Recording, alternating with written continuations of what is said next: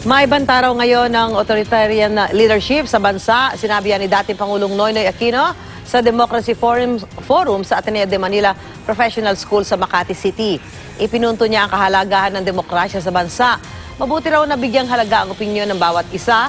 Gayunman, may mga tao umunong frustrated nang mapadali ang sistema sa pamamagitan ng authoritarian setup. Hindi naman pinangalanan ni Aquino kung sino ang tinutukoy niya.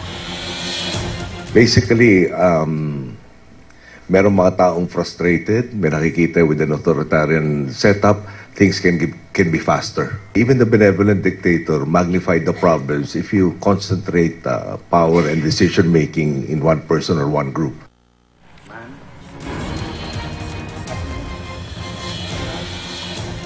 At ngayon panay ang pagtatanggol ni Pangulong Duterte sa China, lalo na sa pagdagsa ng Chinese workers sa bansa. Sabi ni Aquino, alam mo, China can be a really fantastic friend. Isa lang naman requirement. Pag may sinabi sila, yes sir. Paano pag hindi? In North Rail, it's a Philippine project to be done in the Philippines, will be paid for by the Filipino people. Pag nagkaroon ng dispute, Chinese court. Or Hong Kong court. Sinusubukan pa natin makuha ang panig ng Malacanang sa pahayag ng dating Pangulo.